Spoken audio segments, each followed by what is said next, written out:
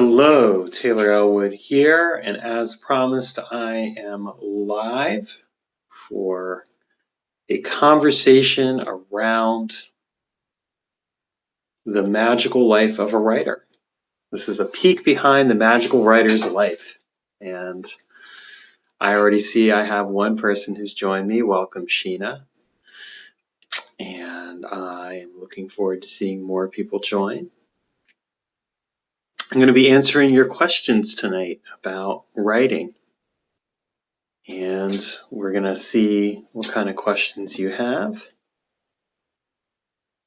And in the process, I'll talk a little bit about the actual magic of writing, because there is something very magical about the act of writing in terms of how it manifests results.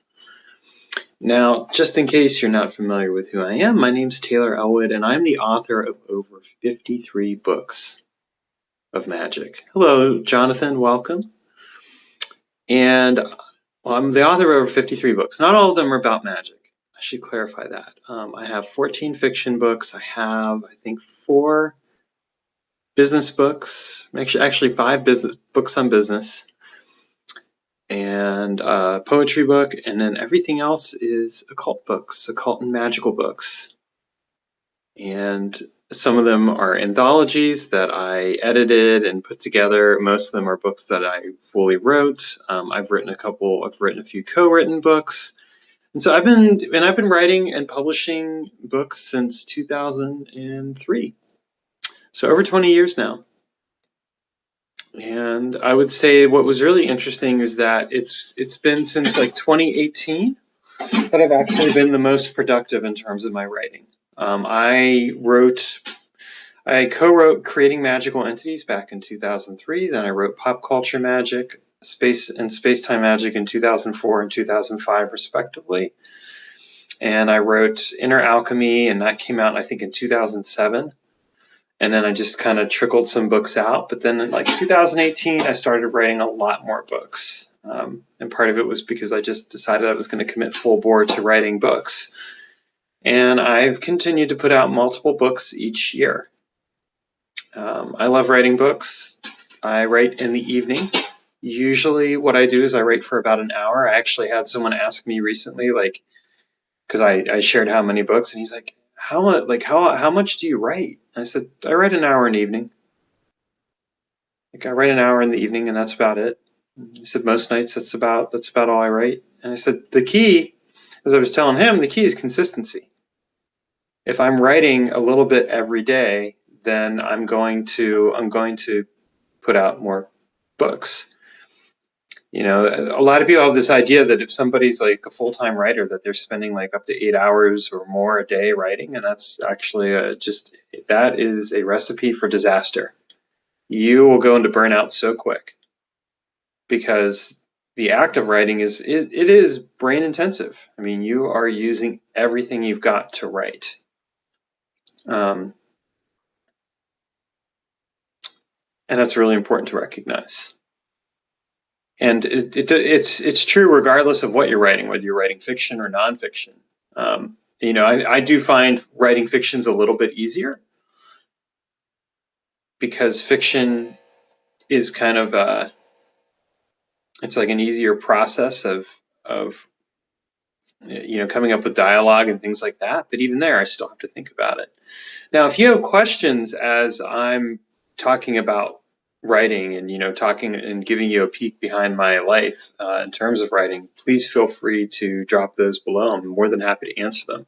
So anyway, I find fiction a bit easier to write than nonfiction because of the dialogue aspects, and so it's easier. But like writing nonfiction and fiction is still pretty intensive. With nonfiction, the reason why it's a bit harder in some ways is, even though I've written more nonfiction books, is because it's me keeping all the information straight. Because usually, pretty much with every book that I've written, I've drawn on a number of different academic resources to support the arguments that I've made. So here's a not so little known secret. I mean, some people know about this. I have 2 3/4 of a degree I have a bachelor's in English, a master's in composition and rhetoric, which is a fancy way of saying English. And then I went most of the way through a PhD in literacy, rhetoric, and social practice, which is an even fancier way of saying English, but in this case, add in some anthropology as well. Yeah. I didn't finish my doctorate. I had a mental breakdown because of just how stressful it was. I was going through a lot of stress at the time, with the degree, with getting hazed by a couple of other grad students, and then just also just kind of. And yeah, honestly, I think I was at conflict with myself because there was this part of me that was like, I just want to write books on magic. And I was like, but I got to get this graduate degree. And why was I doing it? Because I thought that was quote unquote safe. Yeah, it didn't work out. I don't miss it. I did learn some valuable skills, though, in terms of just applying academic writing and being able to learn from like non-occult disciplines and things like that. So I got a lot out of it. And I'm glad I went through the experience. And I think academia is kind of a dead end for a lot of people. It certainly was for me. So with my nonfiction, though, like I do draw on a lot of different resources, and here's one of my books, The Magic of Writing, aptly enough, and this is actually does explore how to use writing and practical magic to get results. And one of the things that I want to show you in this book is that, if we go here, we have a bibliography, right? Why is that so important? Because those are all the resources that I drew on for this book. And when you're writing nonfiction, it's really important to cite your sources. Unfortunately, there are a lot of occult authors who do not do that. There are a lot of books on magic where the sources aren't cited. They might have a bibliography. They won't have, let's see here, they won't have this, though. You can kind of see, maybe, Lakoff and Johnson, 2003. They won't have a proper citation in there.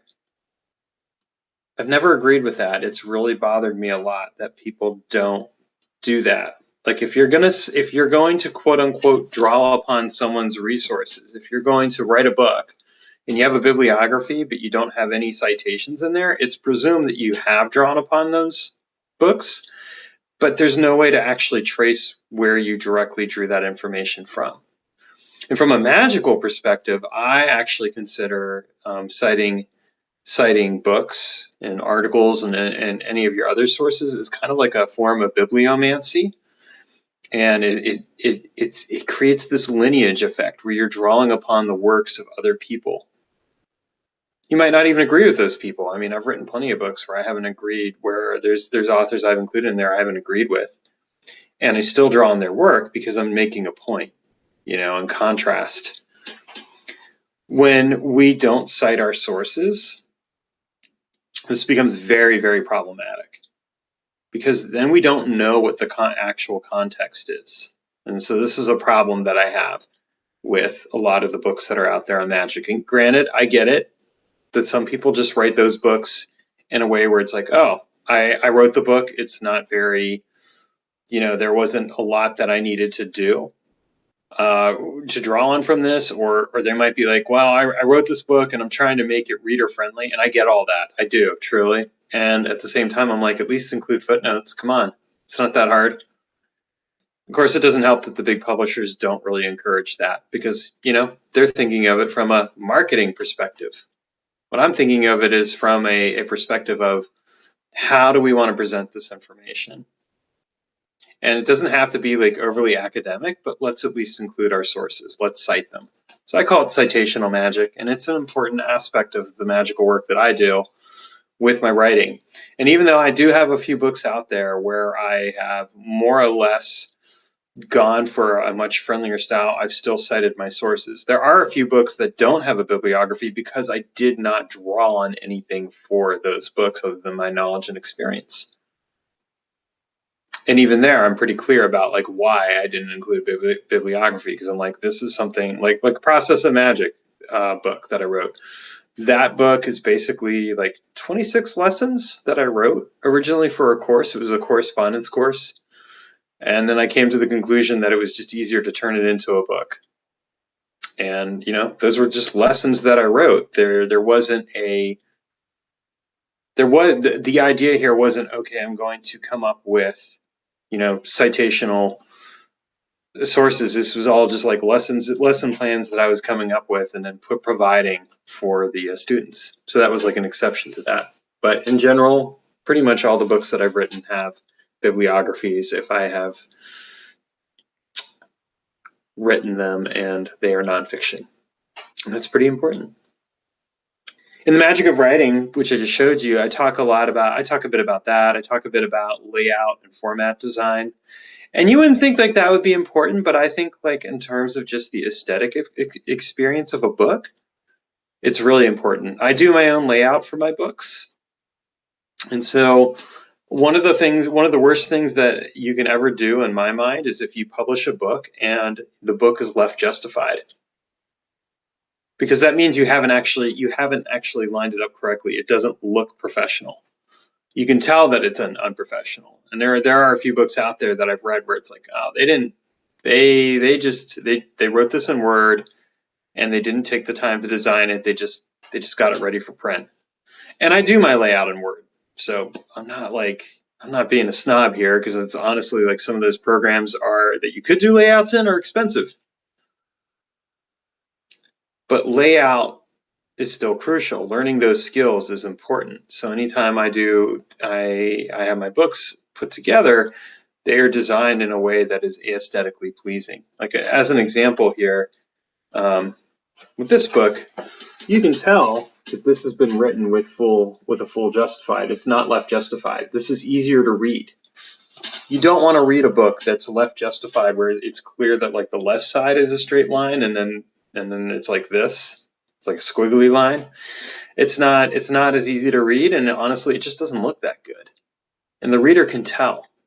Those are just little details and nuances that you might not think about if you're not like a professional writer, but it's important.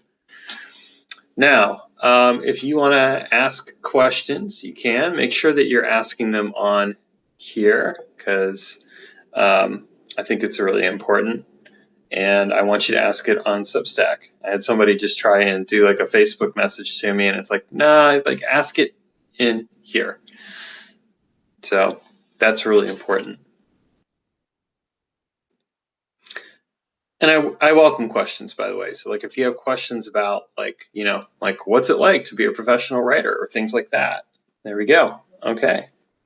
Jonathan's saying, I'm having trouble getting my idea for a thriller concept into a novel. Do you recommend any books or resources for structuring a novel? You know, there are some good books out there on it.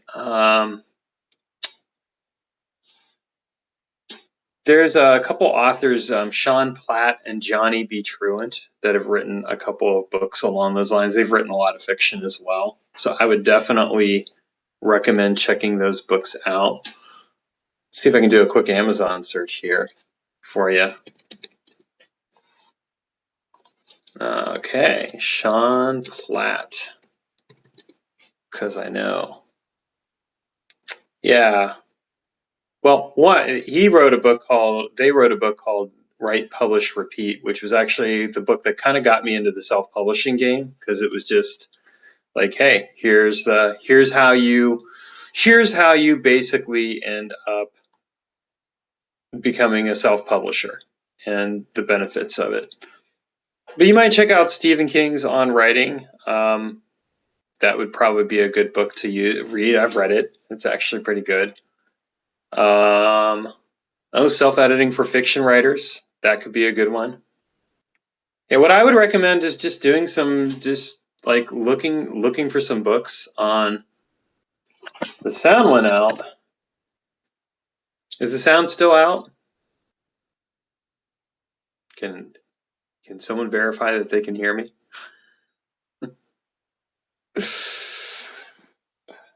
me write this. Is the sound still out?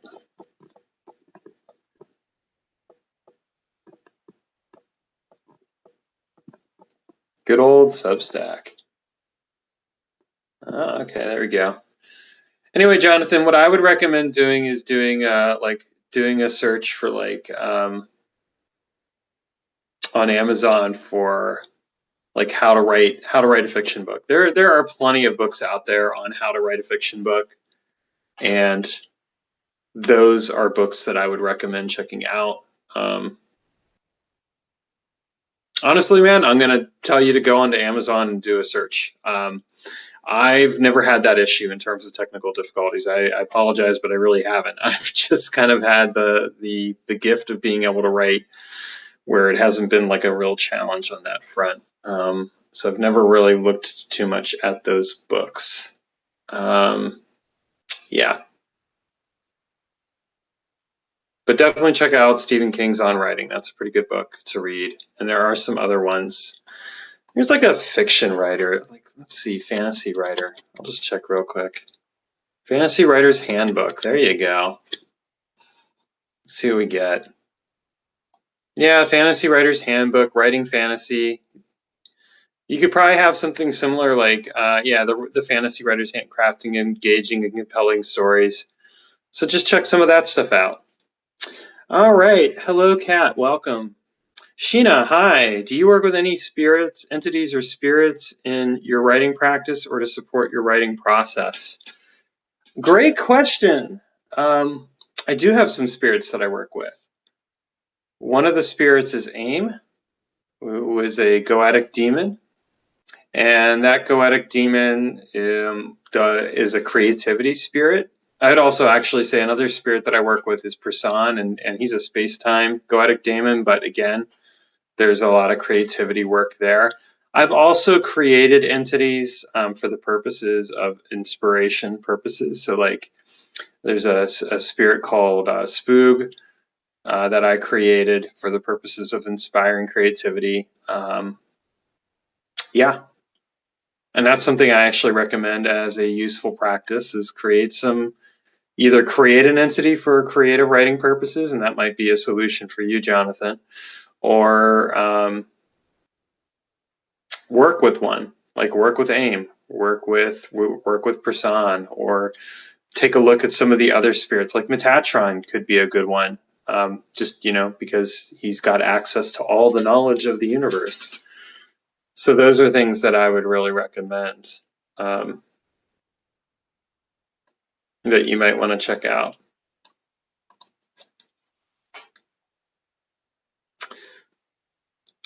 And another spirit that I'm going to recommend that you might consider working with is Elephant.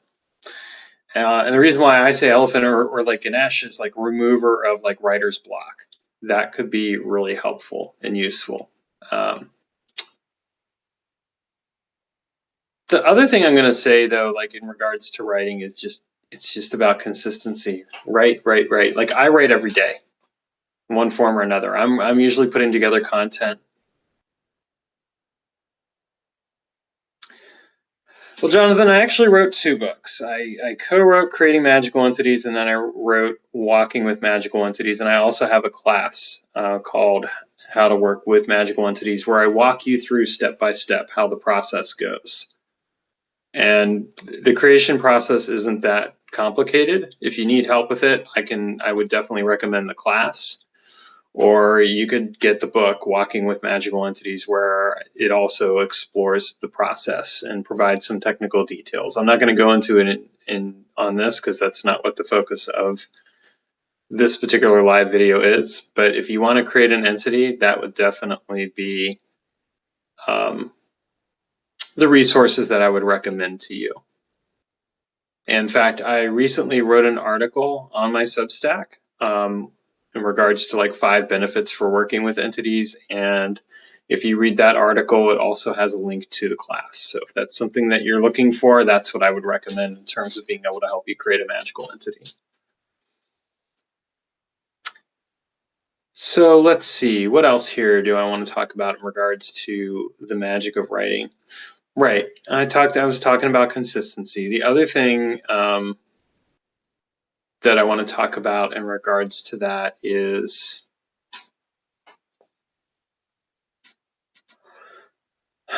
if you're gonna create a character, and this actually might come in handy for you, as Jonathan, characters. If you're gonna create a character, treat the character as like an entity. Create a character sheet of sorts that gives you some information and provides kind of a life force to the character. That's something that can be really handy. And I've actually used that with some of my characters in the past. It can also be kind of interesting to work with your characters from a pop culture angle. Now, I will admit, with my fiction, I've had people ask this, like, with your fiction that you wrote, did you do any pop culture magic? And I'm like, nope, I didn't. And the reason why is because I wanted to write fiction where it wasn't necessarily about doing magic with it. It was honestly just writing fiction for the pleasure of it and the enjoyment of it. Not everything I do is about magic, believe it or not. Some people get this idea that like everything I do is around magic. It's really not.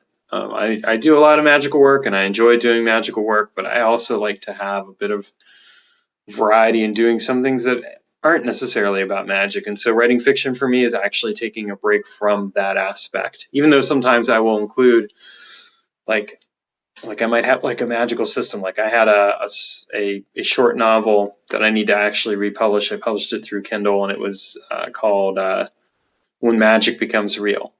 And it was a pretty good novel, I think.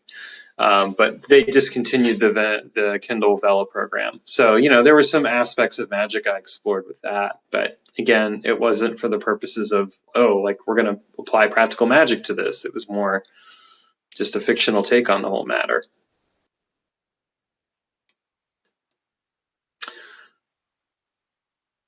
So, what other questions do we have? I had someone who messaged me on Facebook Messenger, and it's like, no, we're not going to do that because that's too complicated to look at that. Plus, when I'm already on here. Well, let's see here.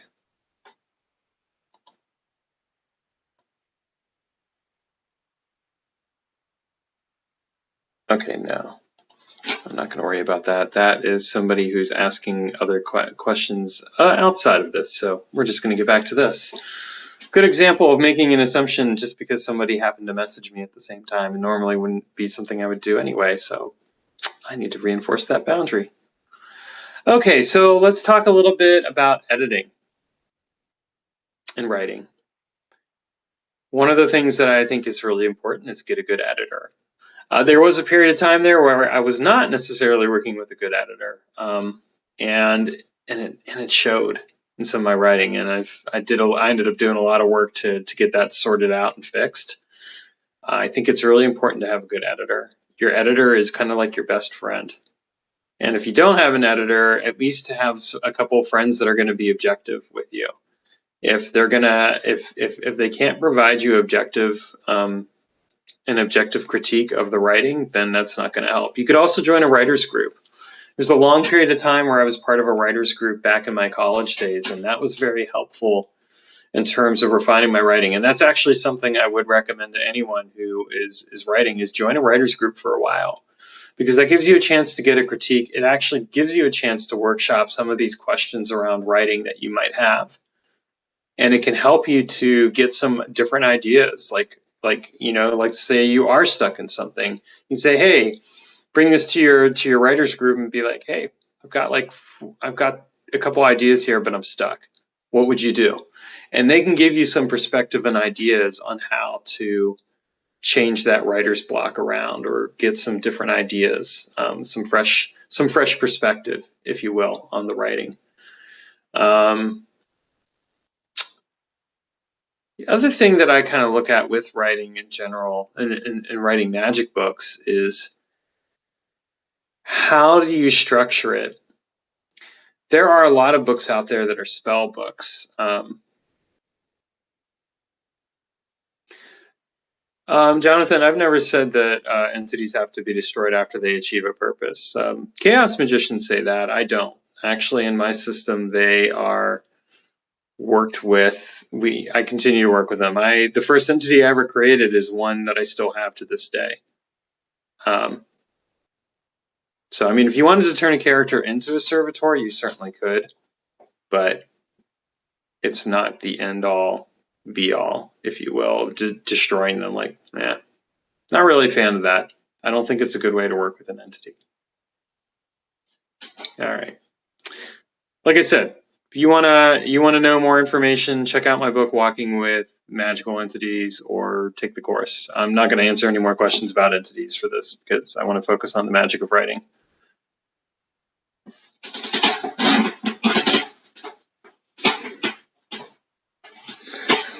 So, getting back to the topic at hand of writing magic and working with writing magic, when I look at creating a book on magic, I don't take the route of doing spell books. And the reason why I don't is because a lot of times the problem I have with it is they don't explain why people are doing what they're doing. They'll just be like, here's a spell, here's the steps that you do, but they won't be like, here's why you're doing these steps.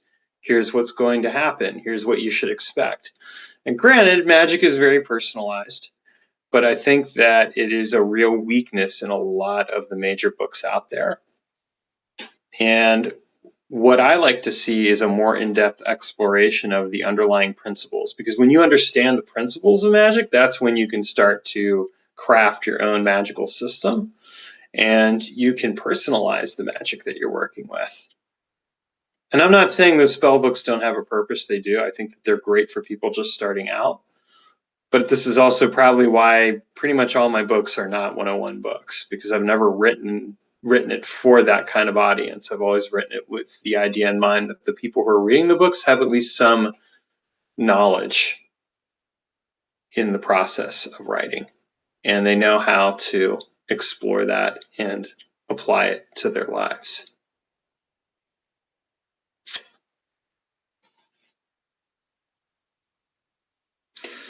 Can you speak to the magic and spelling that is already encoded in the language? Yeah, this is actually interesting. I had a question that came up a few days ago around that, and it was like, do you do some kind of spiritual transmission with your writing? And I'll say that I have encountered that before. There are a few writers that I've read where it's like it's clear that there was some kind of spiritual process going on. A good example would be like William S. Burroughs. If you're familiar with William S. Burroughs' work, he did a lot of cut-up work. He did a lot of interesting stuff with collages. But his last few books in particular, he started to lay out his magical system. And the impression that I always got when I read his books it was kind of like I'm actually talking to him. There's this old man, this old cranky heroin junkie, and I'm talking with him. And I was able to learn quite a lot from reading his books in regards to just a very eclectic approach to magic. But part of it was that I felt like there was a transmission. There was another author, William G. Gray, where I kind of had that same experience. And I've tried to incorporate that concept, that process into the writing. It's actually similar to how I approach my magical work in general, which is that I treat my magical work as like a program. And if it's a program, then I know I can go back in and quote unquote revise the code. I can change the details of the program as needed to help me get the result that I want to get. So where most magicians will treat a working as kind of a one-off, where it's like, oh, okay, I'm going to go do this one thing. I'll do the magical working and then, hopefully it gets me the results and I go about my life. I treat the magical working as an ongoing process where there's some evolution and change. How this applies to the magic and spelling that's already encoded in the language, well, I think first of all, we have to consider that language has its own meanings and people have their own ideas as to what those meanings actually quote unquote mean. There's a really good book called Defining Reality by Edward Schiappa. I highly recommend it. It's not a book on magic, and yet it is perhaps one of the most profound books that I have read in regards to magic. Another good one is called Spell of the Sensuous by David Abram, and he explores language in relationship to how it actually distances us from the environment. But what's fascinating for me in reading that book is how it also kind of made me aware of like the ways that language is tweaked and used in order to create that sense of distance. So I think that language can create either a sense of intimacy or it can create a sense of distance. If I'm reading a book and it feels like I'm having a conversation with the author, then it's like, oh, I've got a sense of this person's personality. And you can feel that with a lot of the books that are out there. When it feels like there's like a sense of, oh, I know this person, that can be a good example of that kind of experience of like, oh, hey, I feel like I know this person. And that personality can get conveyed into the work. But then there's just the words themselves. The words have specific meanings, and we link those meanings in our mind. And from that, we create a message. And if you think about it, this is a very magical activity in and of itself. It's kind of a semiotic process of transforming the symbol into encoding that pervades our consciousness and seeds us with the meaning and the ideas of that writing. And that can be a really powerful way to connect with the words. So when we talk about the magic and the spelling that's already encoded in language, really what we're looking at is a process of taking the meaning that's associated with the words and embedding it within our mind, but then we get the chance to translate it and turn it and personalize it into something that is meaningful to us. That's another thing to remember. Writing and reading is about agency. The writing of the book is the agency of the author. The reading of the book is the agency of the reader. And when I talk about agency, what I'm really talking about is a sense of volitional awareness. Like as a writer, I have specific intentions and ideas as to what this book means. As a reader, though, how I read the book and what I get from it may differ from what the author intended. And both of them are equally valid. The author can say, I intended X, Y, and Z. Okay, fair enough. The reader is going to say, but that's not what I got from it. I got this. And what has to be remembered is that with language, we're not just receiving it one way. We're also taking our experiences and our identity and we're putting those back into the language. And we're creating this stream of information that's going back and forth. And that's part of the transformative process of writing and reading, and it is a magical act in and of itself. Not everyone necessarily thinks of it that way, but it is something that I think is significantly magical in the grand scheme of things, and really worth looking at carefully because of how it can transform the way we think of things and how we discover and work with different ideas and concepts from reading a book or writing a book. And it's interesting because I would say that like for me, my reading style is I end up reading about like between 10 or 12 books at a given time. I like have a bookmarker in a bunch of different books, and it's usually a bunch of different topics. And what ends up happening is I take all those different topics and combine them together and use those in the formulation of a lot of my magical work. And this is how I end up part of how I end up blending non-occult disciplines into occult disciplines, because I'm taking those ideas and those concepts and I'm mediating them and turning them into a transmission that influences my magical work and the way I think about magic and the way I approach the world, but it also influences the writing. And then that in turn goes out there and it creates like a seed of transmission that like puts little pockets of information, if you will, out there that are available. And it can reach specific people, and those people will resonate and align with that information and that mediation, and they may end up being drawn to that person. As an example, as I said, I read William G. Gray's work. I ended up actually studying with R.J. Stewart, who was one of his students, and then I met about 2 or 3 of his other students over the course of a number of years, and ended up learning some rather interesting information and insights both about William G. Gray and just his overall system of magic from those students. So I felt like reading William G. Gray's works played a significant role in my magical life, not only in terms of the books themselves, but in how they aligned me toward very specific people that I met. And how in turn that allowed me to create a fusion, if you will, of RJ's and Marsha Pickens, and there was a couple other people, but a fusion of their experiences and their ideas with what I'd learned from reading William G. Gray's works. And it was just kind of this interesting spiritual lineage that was being transmitted through writing, but also through the actual students that had met him. And that's a good example, really, of how powerful magic and spelling can be encoded into the language, but it also speaks to the agency of the writer. And that's an important thing to remember. Of course, William S. Burroughs would also point out that writing is a virus. I mean, that's where you get the concept of memetics. Memetics comes from this idea of treating writing as a virus. And the idea is that if writing is a virus, it's going to permeate our sense of being. It's going to influence us. It's going to create very specific models of behavior and interaction and engagement.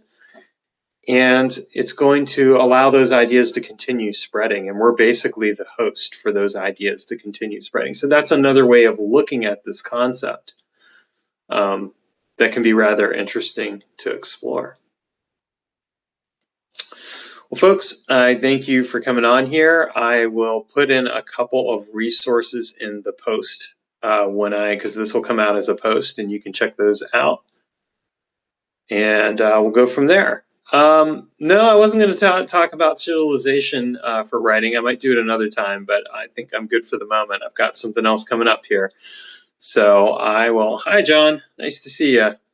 You came in at the very end, but I'm going to be posting this momentarily. So I will see you soon. Take care.